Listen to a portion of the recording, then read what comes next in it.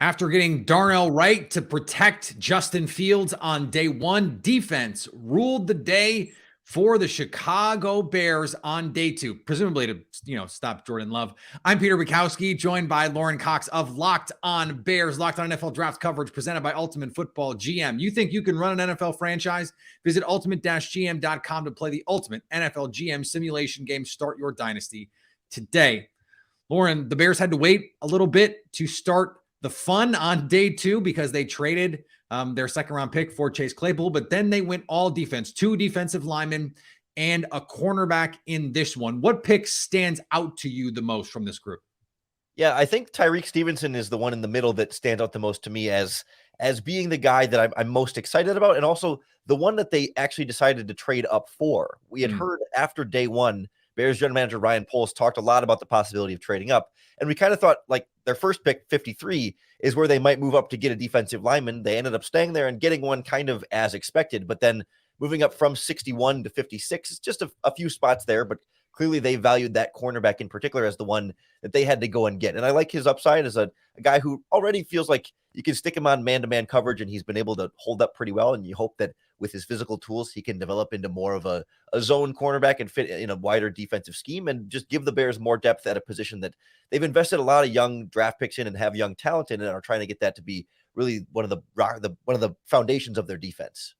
Yeah, to that end, the projected starters right now, if we assume Tyrique Stevenson is going to start, Jaquan Brisker was a second-round pick last year. Kyler Gordon was a second-round pick last year. And now you add Tyrique Stevenson into that mix with the veteran Eddie Jackson.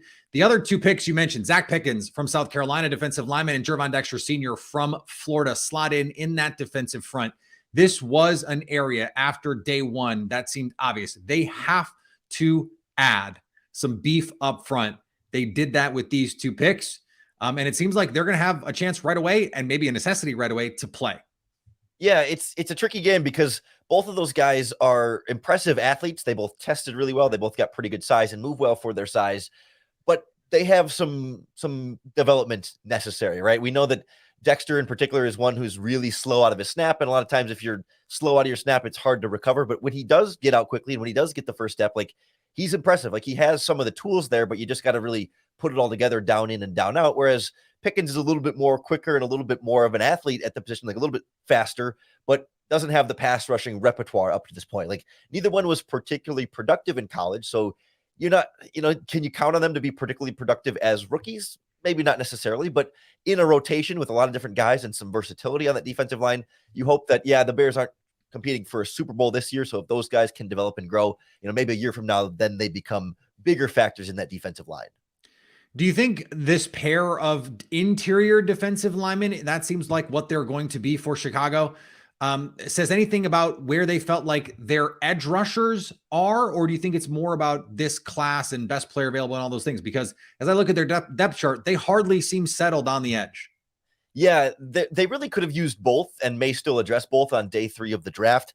To me, it's a little bit of both. Like they feel like, they did sign 2 free agents that can play the edge rusher spot, but neither one is really like, right home about like bona fide pass rusher, but they have some young depth there as well. But I like DeMarcus Walker. I thought that was a nice pickup. Yeah, but like we saw a lot of the top edge rushers like fly off the board early in the first round. Like earlier than the Bears could have traded up. I have a feeling that's kind of what they were interested in, but other teams were trading up and could give trading down teams a higher second round pick. And I don't think the Bears were going to give up, both second round picks to be able to move up that high. It wasn't worth it to them to go all the way up that aggressively, but they stay there and get some 3 techniques and feel like, okay, let's at least get some sort of defensive line depth and we can move some of the pieces around later and figure out which of these young guys are really going to be like long-term options here. In what could be a momentous draft for the Chicago Bears moving forward, you need to make sure you are subscribed to Locked On Bears on YouTube and wherever you get podcasts because Lorin does a terrific job. Part of the Locked On Podcast Network, your team every day. Thanks, Lorin.